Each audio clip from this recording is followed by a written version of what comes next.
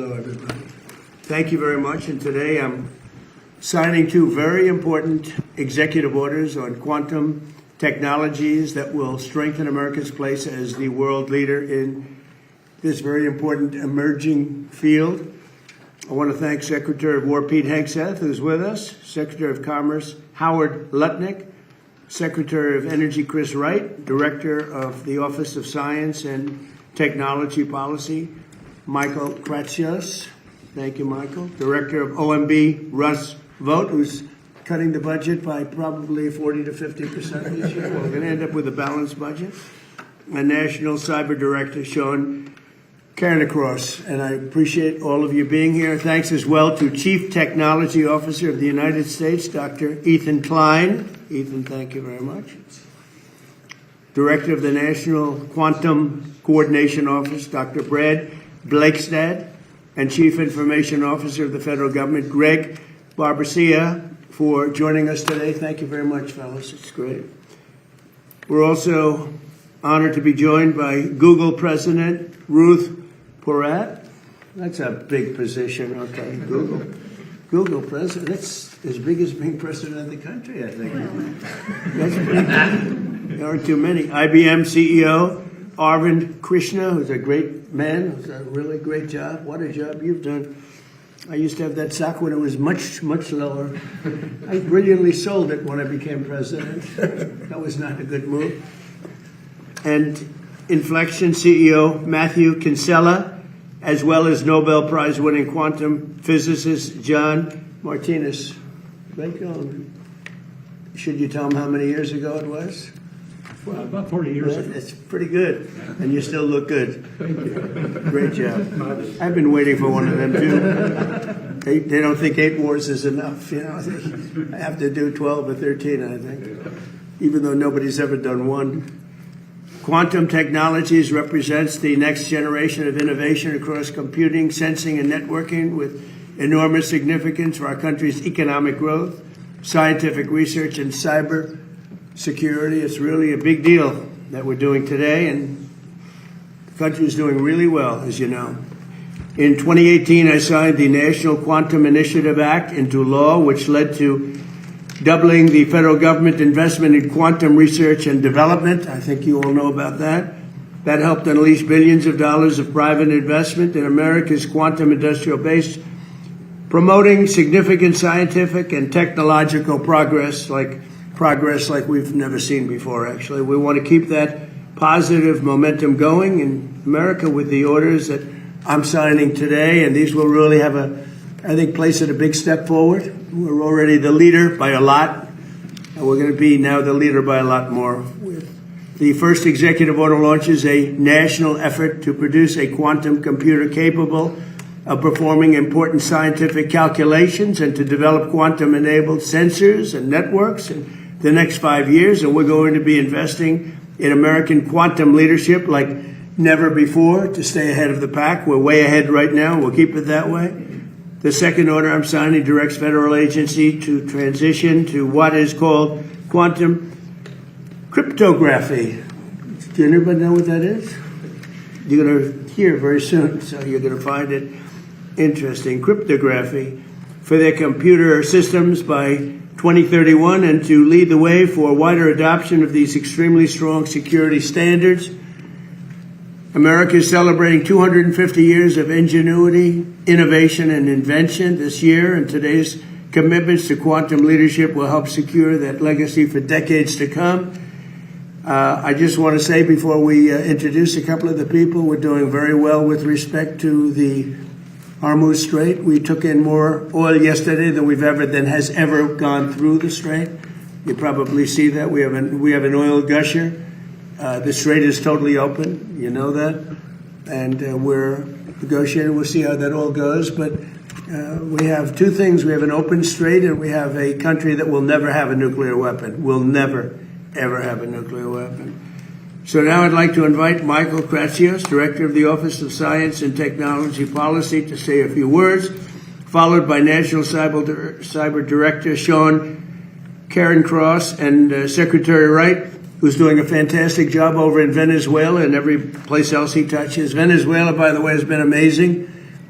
We are really having a great relationship with that country, taking out tremendous amounts of oil, far, far more than that particular war cost, many, many times, sending it to Houston, sending it to Louisiana, sending it to lots of places. And Venezuela is also doing well. Venezuela is doing better than it's done in maybe ever. So it's been an amazing situation. Where did you ever hear of getting money back from the war by 42 times over, right, Pete? Nobody does that. And I think Iran, I could say, on a sort of a different scale, is in its own way working out very well. Maybe it's hard to say just as well, but maybe almost just as well. And we're doing very well in terms of negotiating a fair and reasonable deal. One of the things that we are doing also, and it came up last night, is money that's being unfrozen is going to be used to buy food, and the food's going to be bought exclusively through the United States from our farmers. And corn, soybeans, all of the things they need are going to be bought from our farmers. So our farmers are very happy. I've had a lot of calls. They were very happy about that. So now I'd like to ask Michael to say a few words, and we'll follow up by the other two gentlemen, or three gentlemen, and then if anybody has anything to say, and we'll take some questions at the end. So Michael, go ahead. So, Mr. President, as you mentioned in your remarks, you were the first president in history to prioritize quantum as a scientific priority of the United States government in your first administration. And since then, there's been a big leap in the investment the private sector has made in this particular domain. And we're now at the moment where a lot of that research is starting to pay off into commercial applications. And what this executive order will do is turbocharge that. First and foremost, it's going to task the Department of Energy to create a scientifically relevant quantum computer, which is going to help pave the way for even larger computers for the private sector. Secondly, we're going to be focusing on sensors and networking. So agencies like the Department of War, along with the Department of Energy, are going to be doing a wide variety of sensing and networking work. So this is a big step forward, and as one of our two top science technology priorities, we're excited to kick things off today. Good. Thank you very much. Good job, Michael. Sean, please. Yeah, thank you, sir. You continue to be the most forward-leaning president in innovation in American history. Is that all? That's sir. But no, and while you recognize the tremendous potential quantum has to advance medical research and cryptography and improve the lives of American people, you also recognize the security implications. As quantum rolls forward, it will challenge public key cryptography, which is what secures everything. It secures our financial transactions, our civilian critical infrastructure, and it secures the digital systems that Americans rely on for their daily life. And these two executive orders, which pair innovation and security, will address those issues. As we move forward, innovation and security have to be balanced. You recognize that. The actions that you take today will make sure that American systems are trusted and secure and safe moving forward. And I just want to thank our tremendous American companies with whom we've been working so closely. I think it's fair to say we have an unprecedented relationship in this. I want to thank our colleagues in the interagency who have been tremendous. It's such a mission-focused group of people. And obviously none of this happens, sir, without your leadership. So you're securing our systems for generations to come. Thank you. And you've done a great job. All of you have, actually. Chris Wright, please. Yes, thank you, Mr. President. So 141 years ago, Albert Einstein, 121 years ago, Albert Einstein published a paper. Nobody cares. Good point. Good I point. never go back. And usually they won't catch you. Go Published a ahead. paper on the photoelectric effect, recognizing the quantum behavior of light, that it came in quanta. 40 years after that, President Trump's uncle, John Trump, was a pioneer in applying light radiation and the reflections of it to develop radar at the MIT Radiation Lab, critical in D-Day, critical in the end in winning World War II.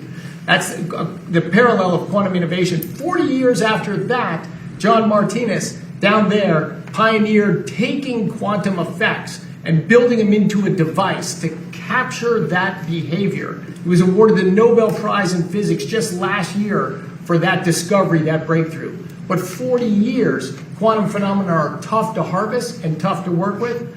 But here we are, thanks to President Trump's leadership in the first term with Director Kratsios, to launch a major national effort on quantum. This is taking it to the next level.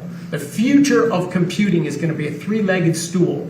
It's high-performance computing, basically Moore's law in semiconductor manufacturing. It's artificial intelligence that everyone's seeing and hearing about that's supercharging it. The third leg of that computing stool is going to be scientifically relevant quantum computing. This is tricky. We're not there yet. We're close. But with this executive order and this coordinated effort, we will have scientifically relevant, meaning error-corrected, quantum computing during this administration. The impacts of it will be tremendous.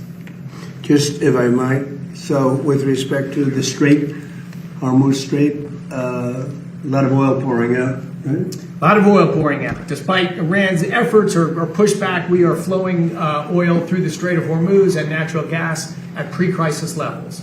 We could get to above that. We will get to above that, but things today are going very well, thanks to the U.S. military and Pete Hegseth down the line here. And 2 days ago, we set a record, most ever taken out of the Straits. Pent up, but it's a record. Did you know of my uncle at all? No. You didn't? No. Sorry. Oh. Mr. Good did. I'm at Would you like to? Berkeley and MIT. Well, but MIT's Howard, you want to say something? Yeah. So you're accelerating quantum with this CEO, continuing to push America forward. Now, I have the honor that John Martinez was a member of the Commerce Department at NIST, and he's a Nobel Prize winning alum, which is, if you don't think the people in the Commerce Department and in NIST are the best, I mean, here's an example. Nobel Prize winner who was part of our team. You all know that the government invested $2 billion just a couple of weeks ago in quantum to drive it forward. And besides investing in the companies, we've also invested in fabs to build quantum for others so we can manufacture these quantum in America. Now you have Ruth Porat from Alphabet. They are doing amazing investing in building quantum. And you have Arvind right next from IBM. We invested in his fab. He's got a leading fab, so he's going to be building those chips, right? So that's that idea. And then lastly, post-quantum cryptography, right? Once you have quantum chips, we've got to protect everyone in this government, post-quantum cryptography. So NIST and the Department of Commerce is going to lead the charge to make sure all of us are protected and defended so we know how to deal with quantum when it comes. We're going to lead in quantum, and we're going to make sure we stay safe. And these are both the things you're signing today. And that's why you have such an amazing team behind you, because you are leading the charge in quantum for America. And Ruth, would you like to say something? Well, thank Google? you. First, thank you so much for convening us for this important meeting and these two executive orders. We completely agree quantum is a breakthrough critical technology. The U.S. is in the lead. We will stay in the lead. At Google, we're really proud of our innovations, and thank you, Secretary Letnick. We've been investing for more than a decade in quantum. And back in 2019, we were the first company actually to achieve quantum supremacy. Didn't stop there. About a year and a half ago, we unveiled a new chip, the Willow chip, which is a great example of American innovation manufactured here in the United States. And what the Willow chip does, it enabled us to do a computation in less than 5 minutes that previously on the best supercomputer would have taken 10 septillion years, which is 1 in 25 zeros. So That's it's a lot. pretty good. It's a lot. And what's exciting about this is what it means for our children and grandchildren. It's about medical breakthroughs, nuclear fusion, material science. So we're really excited about the opportunity. And then also around post-quantum cryptography and the work that we're doing there. Absolutely critical that we also keep America safe, everyone safe. So we have been deploying that across our products and services. And it's a critical opportunity. I think with these two EOs, it lays the foundation for, one, protecting America, as well as continuing to benefit on the upside.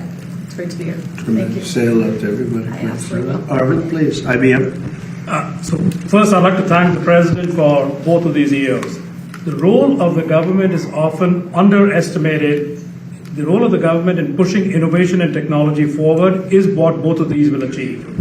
asking for the investment in quantum computing, asking that the departments all work together, will actually accelerate what industry does, because that gives us the confidence to invest even more, and that is what we commit to do, to get these systems out and to get what both the secretaries asked for, to get the systems out during your current term. So we will go and invest in doing that. And I'd also like to thank Commerce for the investment they made in accelerating the ability to build fabs so that we can actually make these in America. Good, thank you very much.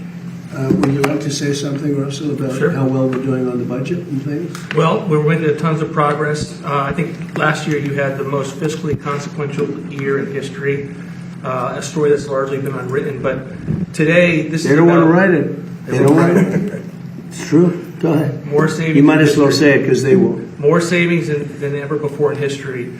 Today is about the investments that we're going to prioritize. So we'll save in places, but we're going to do what's necessary to invest in the future, in industries of the future. That's what today is about. Quantum is one of those areas in the first term and now in the second term. Okay, thank you. Thank you, everybody. Any questions, please? President, Treasury lifted its sanctions on Iranian oil today, sir. Treasury lifted sanctions on Iranian oil today, Well, I'm sir. going to have to find out exactly the status, but if the sanctions go out, money's going to be put into this country. All that money's coming back in the form of purchases of food, which they desperately need. They have 91 million people. They can't feed them. So the money that we lift is going to go to our farmers, largely to our farmers. Can you ensure that the Iranians won't use profits from oil sales to rebuild their military and just Well, they're prepare not for the supposed to next be doing conflict? that, sir. We'll see, but they're supposed to use money to buy food for their people, because right now their people are very hungry, and they're buying it exclusively from us. Corn, soybeans. It should be a lot of money. I hope it's a lot of money. If the war with Iran could cause a worldwide depression, as you noted, Mr. President, are you willing to risk economic catastrophe and strike Iran Well, again? not the way I'm doing it. Not It's the way not you're- going to cause depression. Yes, but if they don't abide by the Well, memorandum of nuclear understanding. weapon supersedes depression. Depression's real bad. Nuclear weapon will cause depression much more quickly. The way we're doing it, we have the opposite of a depression. We're doing really well. The numbers are incredible. The oil is at a level that nobody's ever seen before. Oil prices are way down. I think they're very comparable to what they were. Chris, I don't know, pretty comparable to what they were before we started. Right? They've returned most of the way back down. Yeah. So if Iran does not abide by the MOU, are you still When I willing for didn't strikes? say And it does it would give them cause leverage? a depression. I said it could cause a depression, right? And I said that I don't want to be Herbert Hoover. That's a president I don't want to be, because he was in charge during the Great Depression, and certainly a lot of bad things could happen. That would be one of the things. I don't think it would, but if it did, but no, if Iran doesn't live up to their agreement, or if they're not behaving, I will do what I have to do. Does that give them leverage over you, Mr. President? Say it? Does that give them leverage, the Iranians leverage over you? Oh, you're so leverage. Their Navy is gone. Their Air Force is gone. Their leaders are all dead. Their whole country's a mess. Their economy is shot. The Times, the fake New York Times said, oh, it's about the same as it was 4 months ago. No, 4 months ago they had a Navy, 159 ships to be exact. It's gone. The whole Navy's gone. Their 250 airplanes, all gone. Their anti-aircraft is gone. Their radar is gone. These guys love radar. Their radar is gone. Everything's gone. Their leaders are gone. Their whole country is gone. And the Times said, oh, they're about the same as they were 4 months ago. The reason the news is doing so badly, or let's put it another way, the reason that I won in a landslide, even though I got 92% negative press, all fake press, is because nobody believes the press anymore. And they have to start believing. When the Times and a couple of others, they're grasping for straws. When they say that Iran is about the same as it was 4 months. 4 months ago, they had a powerful Navy, they had a powerful Air Force. Most of their missiles are gone. Most of their launching pads are gone. Most of their manufacturing capacity for drones and missiles is gone. about 87% gone. And then I hear, oh, they're in such great shape. No, they're gone. And their first level of leaders, gone. Their second level of leaders, gone. Their third level of leaders, you have to hear the conversations. Who wants to be president? Well, I don't want it. Nobody wants to be president. And then we have to read that they're doing well. They're doing so badly. In the meantime, we're setting records. We have the strongest economy we've ever had. We have 18 to 19 trillion dollars being poured into our country. We're building factories all over the place. We have more people working today than at any time in the history of our country at higher salaries. So when you ask a question like that, it's so stupid. Mr. President, Here's another beauty. Watch this one. well, Here's a real earlier beauty. today, the Israeli Prime Minister Benjamin Netanyahu said his forces are not leaving Lebanon. That is a sticking point What in did he these tell them to conversations. He said it publicly in Israel Well, we're today. going to take a look at it. Well, what would you do to make sure that he doesn't Well, I'm not going sabotage to the tell you deal? what I'm going to do, but it gets solved. I'm a problem solver. I get problems solved real fast, including with Bibi. Go ahead. Thank you, Mr. President. Thank you. What's the latest you've heard from the Vice President? Are you happy with his negotiations? Yeah. And can you share a little bit about what Secretary Rubio will be doing in the Middle East this week? I think that they're doing a fantastic job. Our secretary is fantastic. I think he's maybe going to go down as the best ever. And I thought J.D. Vance this morning was fantastic. I watched his news conference, and from Switzerland, he's a very smart guy. He did a great job. You know, when I look at the Democrats, I call them the Democrats. They're dumb. The Democrats. When I watched that, where one of them thought it was World War XI. She said World War XI. She meant World War II. You know about that, right? This is one of their potential leaders, Ilhan Omar, who married her brother to get into the country, by the way, illegally. But when I watch AOC have no idea, on a simple question, what happened when she was over in Switzerland, which she probably never went there before, but she was. And then I watch somebody like JD or Marco. I said, what a difference. What a difference. What a difference a brain makes. Mr. President, the candidate Sir, you've been quite critical of Prime Minister Starmer, and he's now resigned. Your thoughts, and who would you like to see as the next Prime Minister of the UK? I was critical only from the because I think he's a lovely man, but I said you're really messing up energy. You have windmills all over the place. In the meantime, you have the North Sea oil, and they won't let anybody drill. It's one of the great fields in the world, and they haven't even found most. You know that the UK buys much of its energy. You know where? Norway. You know where they get their oil? The North Sea. The UK has a much better portion of the North Sea. They don't want to do it for environmental purposes, okay? And I told him he's a very nice man. I mean, sort of a friend of mine. I mean, he was not good to us with NATO, Pete, right? He said we can't use the island to land. That was the first. For a couple of weeks, he said, well, but ultimately I gave it to you. Now, that was a bad move. That hurt him badly. But I mean, I wish him well, but he's got two problems: energy and immigration and crime. But energy and immigration. Do you have a preference on the next one, sir? And he's really hurt himself very, very badly. Please go. Mr. President, can you tell us about your meeting with the defense contractors on Wednesday and what you plan to tell them? The meeting coming up, because I've met with them before. We're building plants all over the country. They are not allowed to take any more stock buybacks. Do you do stock buybacks by any chance? Not too much, right? No, because you want to invest in product. It's just an artificial way of raising a price if you're running a bad company. So they spent $51 billion on stock buybacks instead of spending them on plants. Now they can't do that anymore. Now they're spending a lot of money. We're building many plants throughout the country. They're dealing with General Motors. They're dealing with Ford.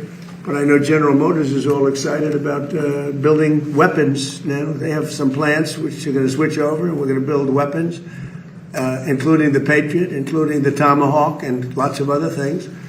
And we're really in a big, strong economic push to do the weapons. And some of the car companies, if they have any excess capacity, they're making a deal to build missiles and the Patriot in particular. We have quite a few of them, but we want to make sure we have always a lot of them. Mr. President, the candidate that you endorsed. Thank you, Mr. President. Congratulations on the quantum physics EO to all of Thank you. Vice President Vance said that there were mechanisms in place to make sure that there's not escalations with the Strait of Hormuz and with Israel and Lebanon. Can you talk about what those mechanisms are, and are you in direct talks with the Supreme Leader, Moshe Yeah, Mohammadi? look, here's the thing. As long as they respect us, I don't want to use the word fear, because that's an inappropriate word, but as long as they respect us, we're not going to have any trouble. We have total control of the strait. So the mechanism is You know, we respect. have a Navy that had a blockade. I think the blockade was more impactful than dropping bombs, if you want to know the truth. It was like I said, they call it the steel wall. Nobody got through. Not one ship got through, able to go to Iran. They got through if we wanted them to go through. And we could set that up again in about 15 minutes. I would say, Pete, one phone call. How long would it take? Maybe half hour? They're ready to go right now if you need to. It'll be before we finish the meeting. No, we have, as long as they respect us, we're going to be fine. If they don't respect us, things wouldn't be good, but they have a lot of respect. Don't forget, we had presidents that should have done this for 47 years. Nobody did it.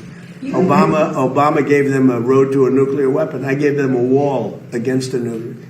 They can never, under this agreement, they'll never even think about building a nuclear weapon. Mr. President, on Colombia, the candidate... Oh, El yeah, Tigre. El Tigre, Oh. yeah, Abelardo del Espriella. We know that you had a phone... I endorsed him. He was in 10th place. I endorsed him, and he won the election. Yeah, we know that you had a no phone- different than this country. You had a phone conversation with Abelardo I del did. Espriella in I the had a last great hours. call. What can you tell us about that phone conversation, and what do Yeah. you see, what do you anticipate? You're in terms... from Colombia? I Yes, see. sir, I'm from Colombia. So he Cartagena, called. great city. He called me last night, and he thanked me for the endorsement. He won. He won the election. He wasn't anticipated to win, but he won, and he won handily. It's just an honor. He was just a good man. I'd watch him a little bit speak, and he always speak. You know, when people like me, I like them. It's very simple. It's a very simple formula, and I like him. He said really nice things about me and the job we've done in the United States, and very, very powerful. And he won an election in Colombia that, I don't know, some people were surprised because he was a little bit further down the pack, but he won easily last night. He won by, he called me at 8:30 in the evening just to thank me very much. And I said, you ran a great campaign. He said, El Tigre, right? Yeah. And what do you anticipate for the relation with Colombia? Colombia is such Good, an much important... better. It'll be better. He's going to be a great president. Are the contractors who did the initial work with the reflecting pool, are they to blame for the current condition, or is it the vandals that you mentioned? Vandals. You know, we have I think 290, 300 foot slit right through it, probably a box cutter or a knife of some kind. We had people lifting up the basic, some of the, it's not a lot of damage, but we'll probably have to let the water out and refix it. They went in there with a knife. I was just told by the people over at Parks, they have 5 people are arrested and 5 people are under investigation right now. And it's a sad thing. In addition to that, we put brand new, beautiful grass all around. They put these massive letters on the grass. You probably know about that, right? And they said 8647. They probably got that from the dirty cop. Told me, you know he's a dirty cop, don't you? Dirty cop. He's a crooked guy. They destroyed the grass. So that's a big thing. But we're going to get it back very soon. National Guard and police have been all over the mall. How would these vandals have gotten so close to do something like that? Do you have any proof of I mean, we didn't have a lot of them then. Who would think that somebody would go into a pool and take a knife and start cutting it? But do you have proof of that they used the knife? Do you have photos or video? Well, let's put it this way. When you have a 350, I think it's 350, not 250, a 350-foot slit from one end to the other, you think that's proof? You think that's The proof? reporters have been down there today looking for that slit that you mentioned, and there's no evidence of All it. you'd have to do is see the Parks Department. They'll show it to you. See the secretary. But I saw it. They cut it. They cut it very violently. The same thing with the floor. They cut it. And then they lifted it. They pulled it. And that's what it is. And, we've done over 50 monuments. Number one, we start with, this is now a safe city. It's as safe a city as you're going to get in the country. And when I came here, it was a very dangerous city. And number two, what we did is the beautification with the parks and the grass and everything, removal of all the tents. And this is like a different place. One of the things we did is over 50 fountains and statues, most of which were in horrible shape. All of them were bad, but some were just absolutely horrible. Graffiti, you couldn't even see the stone. They've all been fixed. We also fixed the reflecting pool. In fact, if you go over there right now, it looks very good. It's up. Somebody said fertilizer in the water. If you put fertilizer in the water, you get algae. But somebody said they might have put fertilizer. They did something to create the algae, but that doesn't matter because that's been purified. It's dead. Laying at the bottom, they're taking it out. They vacuum it out. They vacuum it very carefully out. And it'll be back to health pretty soon. We're going to have to let the water out to fix there's two little areas, very little areas where they were cut. And we'll fix that, but it's not leaking or anything. It's got a base underneath. Part of what's curious about this situation is we stood here with you in April when you first revealed the plans. I said what? In April, you showed us pictures of what you were going to do at the pool, and you said you had a guy who was going to do it in a week for about $1 million. Well, it's been 2 months and $16.5 million. Yeah, okay, ready? Barack Hussein Obama, have you ever heard of him? Yeah. He spent 2 years and over $100 million on trying to fix it. You know what happened to it? Never even opened. Right. He took the water from the river. You know about that, right? It turned out to be putrid, and it destroyed the whole thing. Spent over $100 million. Him and Biden together spent $147 million. You know what happened? Never opened.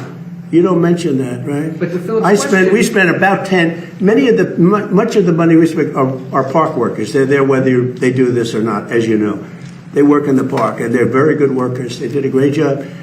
So they were going to spend $300 to $400 million. You know that, and it was going to take 4 years. I spent about 6-7 weeks, and I spent probably in terms of outside, probably $10 million, around 10 million. They say 16, but a lot of that's workers that work for the same thing. So they were going to spend $400 million. I spent 10. They were going to spend 4 years. I spent 2 months, maybe less. And I have a better product. Now, I can't help it if somebody goes in with a knife and starts hacking it up. And we also have pictures of it. We have Can you pictures. release the photos? We've been At the asking right for that. time, you'll see it. You'll see it in court. You'll see it in court. But all you have to do is call the Parks Department. Call the Department of Interior, and I don't know if their lawyers will allow you to speak to them because you write fake news. But call the Interior Department, and I understand they've arrested 5 people, and they have another 5 people that are under investigation.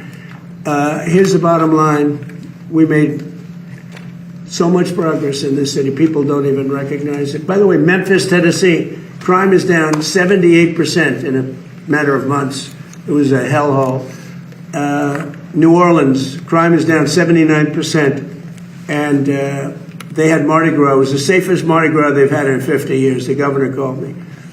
Governor Landry called me. Safest Mardi Gras they've had and by the way, Chicago, which is a shooting field right now, if the governor would call me, Governor Pritzker would call me, I would solve the Chicago problem. In 3-4 months, you'd have virtually a crime-free city. We'll remove all of the bad ones. You have criminals. You have career criminals that came in through the border because of Sleepy Joe Biden. You ever hear of Sleepy Joe Biden? Do you ever hear of him? He let people come into this country, and we can never forget that happened. Guys like you should never forget that happened. They were murderers, drug dealers, mental patients. They took them out of prisons. They took them out of mental institutions. You should never forget that happened. Mr. President, you're Let's leave on a nicer note. You're meeting with NATO's Mark Rutte on Wednesday. Good. You've had Secretary Hegseth review U.S. presence in did. NATO countries. Yeah. Talk to us about that conversation. Are you planning on drawing down U.S. NATO. troops? It's NATO, basically, the question. So we have been a great member of NATO, in many ways, certainly the predominant member. We paid trillions of dollars over the years, not billions, trillions over the years to protect Europe. When we wanted to know, we didn't need any help at all. I was more curious than anything else. So I said to Pete, let's see if they'd actually come. So we asked them to come, and they weren't there for us. So we spent, it's stupid that they weren't. By the way, Starmer wasn't there. And you know what? The people of the UK did not like it that he wasn't there. Starmer said no. Starmer said worse than no. He said, we'll be there as soon as you win. I said, we don't need you as soon as we win. Before I went in, we called him. He said, oh, wow, we'll be there. This was not Winston Churchill we're dealing with, that I can tell you. But Starmer said, we'll be there, right, Pete? As soon as we win. As soon as we win, they're going to come and help us. Okay. But you know what? Italy was very bad. Italy was very bad, and other countries, Germany was very bad. So we spent all of this money, probably 600, I think we spent 600 billion a year, right? Well, I would say that. I think the real number, think of that. The numbers that we spend are so crazy on NATO, and they weren't there for us. So I say to Pete and I say to everybody else, if we're spending all of this money, hundreds of millions of dollars to protect them from Russia, mostly. Okay, so we're spending hundreds of millions of dollars a year. You know, the case could be made that we spent all of the money over the years before me. I cut it back. But listen, we spend all of this money, and then when we want to maybe have help on small stuff, this is small time. This is not the big one. This is small potatoes. They say no, would rather not help. Stupid thing to say, because we can say that to them if we want, and we might. It's the 1-year anniversary of Operation Midnight Hammer. If you could go back in time, is there anything you would do differently? No. Nothing at It all? was the most successful attack that anyone's ever seen with a bomber that totally wiped out their nuclear potential. If we didn't do that, you'd have no Israel right now. Israel would not exist, and most of the Middle East would not exist. They were 2 weeks away from having a nuclear weapon. If we wouldn't have done that, Pete, they would have had a nuclear weapon. You want to say something about that? Yes, sir. I didn't. I wasn't aware it was 1 year, but you don't have the situation we have now, a position of strength where Iran's going to give up their nuclear program without Midnight Hammer, which no other country on planet Earth could remotely conceivably pull off that from start to finish, 37 hours back and forth. Iran never saw it, and every munition, precision munition that only we make, hit exactly where we wanted it to, because they knew we were coming, and they could do nothing. And they could do nothing about it with their air defenses, which are even further now degraded. And that's what everyone misses in the press, and the president's right to call it fake news, because the overwhelming military victory that has been had over Iran is what has set the conditions for them to be at the table with our negotiators. And we will ensure, whether it's through a deal or through the War Department, that they never get a nuclear weapon because of this president right here. Okay? Thank you very much, everyone. Thank you, guys. Thank you, Press. Thank you very much. Thank you, guys. Thank you.